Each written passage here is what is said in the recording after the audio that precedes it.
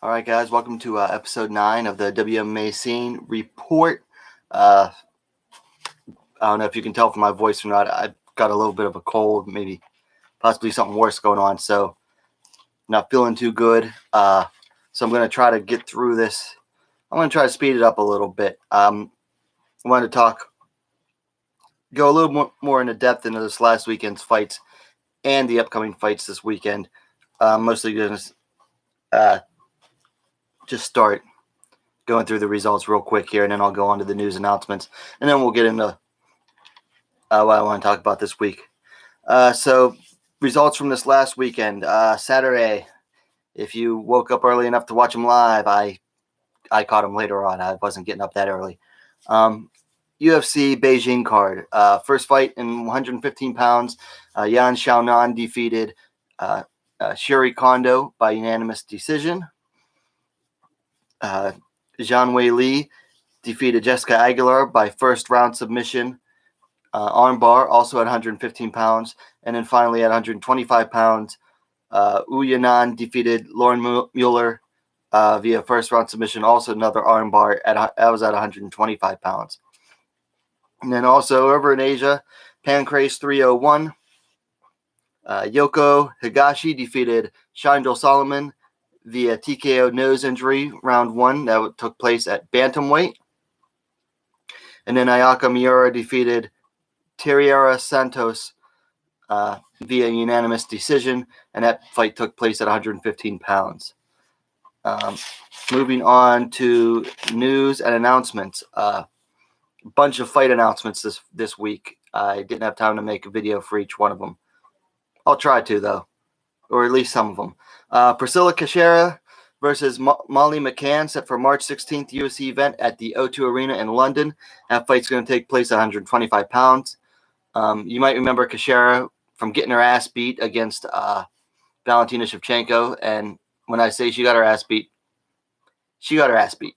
Molly McCann, meanwhile, got choked out by, what's her name? Jillian, I want to say Robertson, the red-haired girl, got choked out.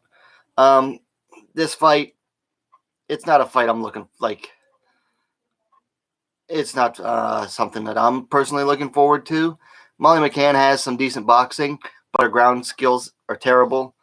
Priscilla Cachoeira I thought she was just being a lamb led to the slaughter in her last fight. Looking at her videos from before the UFC, I didn't think she belonged in the UFC. Still not sure either of these two do, but they are. Also announced Tiani Valley versus Andy Wynn is set for X1 events World to Remember January 19th in Hawaii. Not sure what the weight division that's going to be in. Andy Wynn's mostly known for fighting at 105.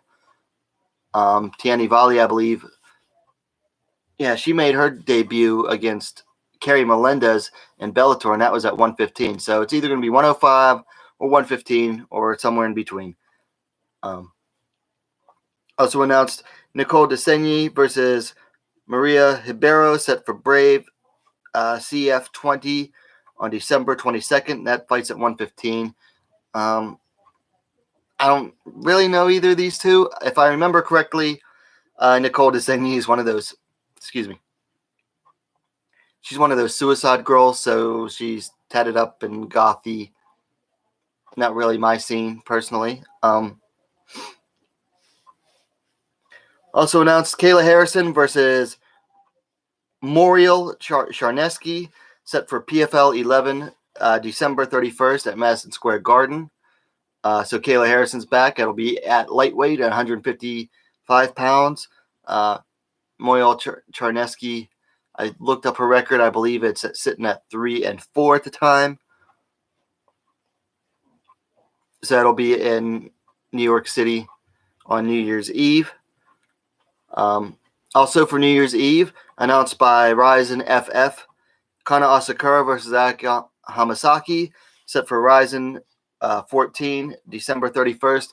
That's going to be at Saitama Super Arena in Japan. Two of the best in the world duking it out on New Year's Eve. That's going to be like early morning here if you want to stay up that late. I'm probably going to be working. Alexandra Albu makes her long-awaited, I guess, for some people.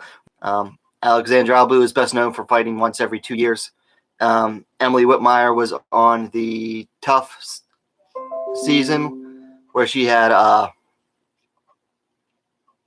it was the flyweight a little bit before I started.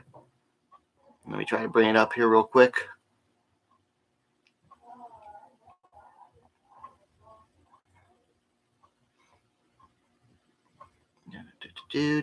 Sorry, guys. Don't mean to take this long.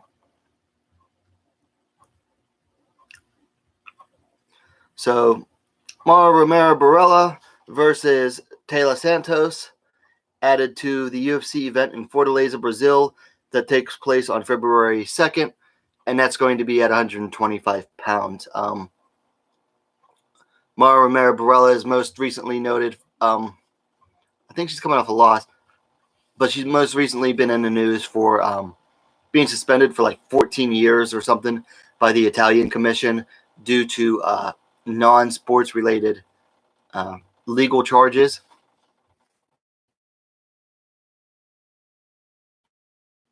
'28 season finales this weekend. The 145-pound females, the fight has not been announced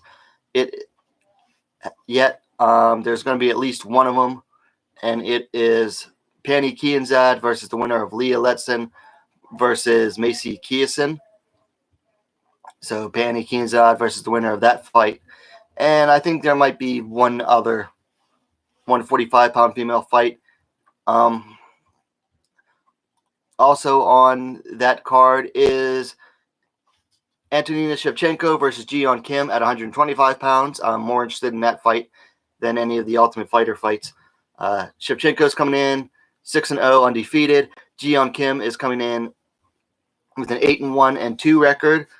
She's coming in on a 2-win streak since dropping down to flyweight. She made her UFC debut at bantamweight, losing to Lucia Pudilova. Since then, she's got that 2-win streak going. Shevchenko is the older sister of Valentina Shevchenko. She's coming in undefeated record. UFC debut. She won her fight a few months back on Dana White Tuesday Night Contender Series against Jamie Navarro. It's Ji-yeon Kim brings in a boxing game versus Antonina Shevchenko's Muay Thai.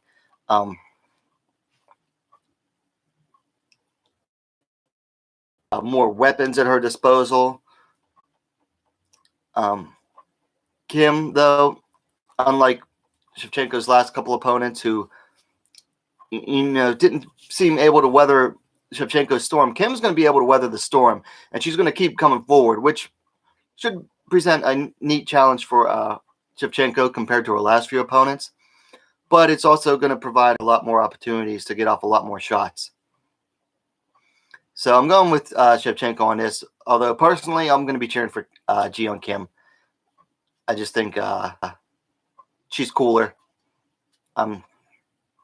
Just a personal preference on that. But I think Shevchenko is definitely going to win it. I don't see a stoppage happening in this fight. Kim is very tough. Took a lot of shots from Pudilova and just kept on coming. And I see the same thing happening with this fight against Antonina Shevchenko. Also happening this weekend at Bellator, which one? 210 in the 125-pound division is Bruna Ellen coming in at 4-1 versus Christina Williams coming in at 2-1. So both of these two are very interesting prospects in Bellator's flyweight division. We all know Christina Williams. She came in on her pro debut and just beat the crap out of Heather Hardy. She definitely sent Heather Hardy packing, saying, this ain't boxing, this is MMA. So you better develop more tools. I mean, just kick the crap. I mean, when I say literally kicked the crap, I mean, she literally kicked the crap out of Heather Hardy. Kicked her, broke her nose. Seemed like just she left Heather Hardy a bloody mess. It was glorious to watch, and that's nothing against Heather Hardy. It was just an awesome beatdown. I mean, you can't. It's hard to not appreciate a beatdown that good. Then she beat Emily Ducote by split decision before losing a unanimous decision to Valerie Letourneau. Letourneau came in with just vastly more experience, and it showed there. Now Bruna Ellen, meanwhile, is coming in 2-fight win streak. She made her Bellator debut, and so Arta brings in a little more well-rounded game than Williams does, if I remember correctly. That'll also be an interesting fight, and that's coming in Bellator. Both of those fights are on Friday night. UFC and Bellator also have events on Saturday night, but no female fights on them, so we're not going to talk about them. So I want to talk about, use the remaining time here. I'm going to try to keep this show down to 30 minutes just because I'm not feeling well. I want to talk more about the UFC Beijing card. The headline was, has Chinese MMA arrived in the UFC? I think with those 3 wins by the 3 Chinese ladies, I think it's safe to say that Chinese MMA has definitely arrived in the UFC.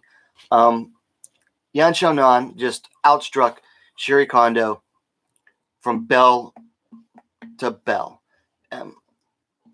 Kondo came in, she was throwing 1 punch at a time, whereas Xiaonan would answer with 2, 3, 4, 5 punch combinations, and not to mention her various arsenal of kicks.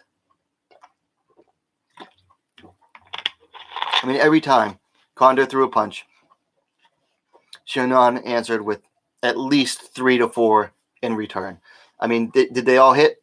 No. Did they definitely all have their effect? Yes.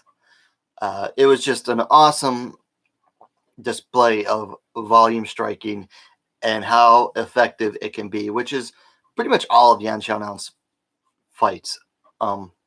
She's just an overwhelming volume striker, and she throws every punch with bad intentions. Now, does she have knockout power? Not necessarily. She's definitely finished opponents. She hasn't done that yet inside the UFC, but I mean, hey, she's 3-0 now. She sent Viviane Pereira packing to Invicta. She welcomed back Sherry Kondo from her first loss and immediately handed her another loss. I mean, just the sheer volume that Yan throws is it's sick. I mean, it's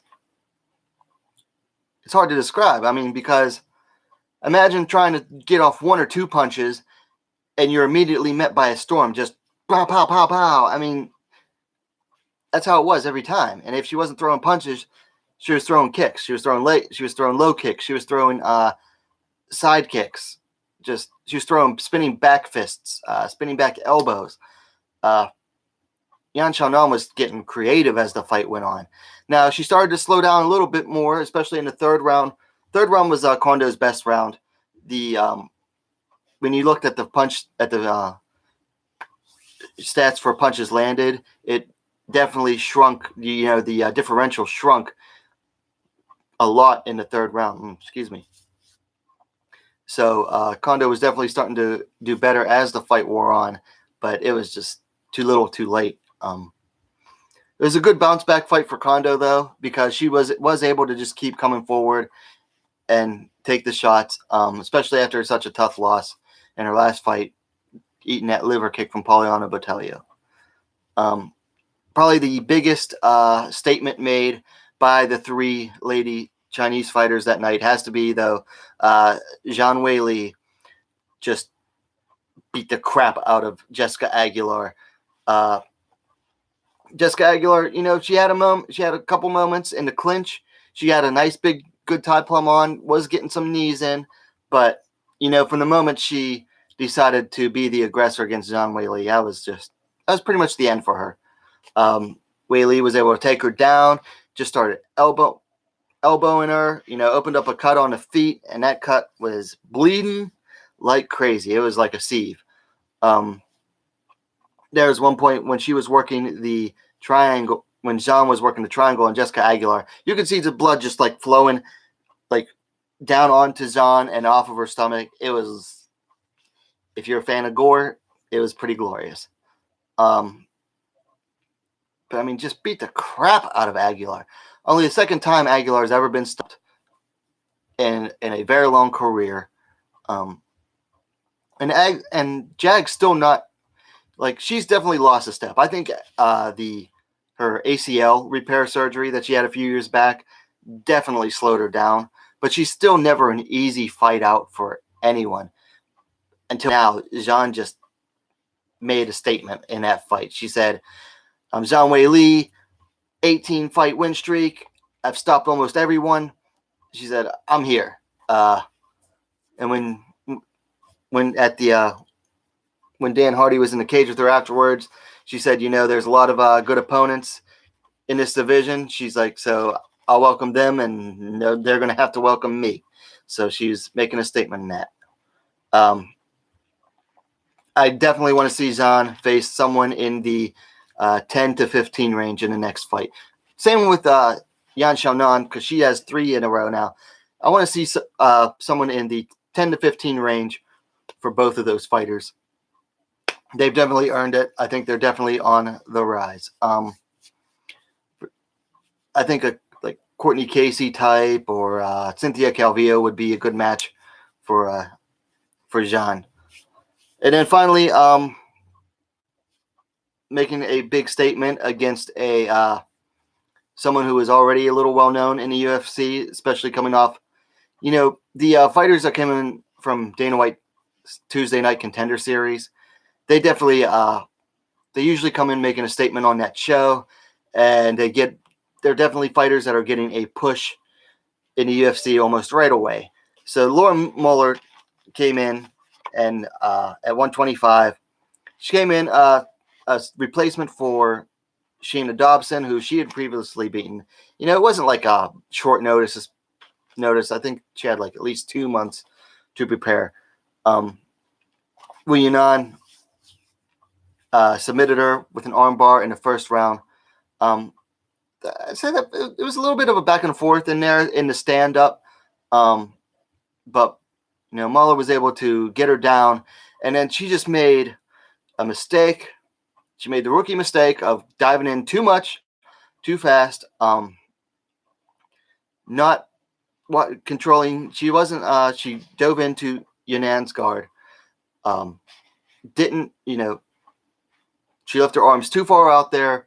It was like a lot like the way Fedor Emelianenko did versus Fabricio Verdun back in the day. Just left herself wide open for submission. So Uyanan just slapped on the armbar, started spreading it. I mean, she didn't even have it fully locked in, and Mueller knew. She's like, crap, I'm stuck. And just, tapped out right away. And then Uyanan had probably the best celebration of the night. She got her promoted to blue belt, and she just had this like really cool energy, and it was just so genuine and heartfelt in her interview afterwards. It was just really something nice and cool to see. I enjoyed it a lot. How much of that was due to her? How much of the win was due to her skill versus Mueller making the rookie mistake is going to be a little bit debatable. But, I mean, the fact is, a good fighter recognizes, sees those openings and seizes upon them when they have to. I mean, because you can either take it and go for the win and risk it or not. And she did. So she showed that she was eager to finish, which is something that, the UFC brass loves and the fans love. So that's definitely going to serve her well as far as promotion goes. Guys, I think, it's safe to say that as far as the women go, the Chinese fighters have definitely arrived in the UFC. they already had before. Uyanan got her first UFC win, whereas the other two were already coming off a winner two apiece. But this show in here, it was in Beijing. It was in the capital of China, in front of a huge hometown crowd.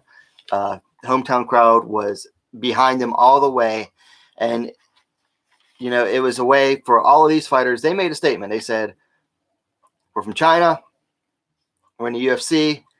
This is who we are." And I thought it was, 3 for 3. Can't get any better than that.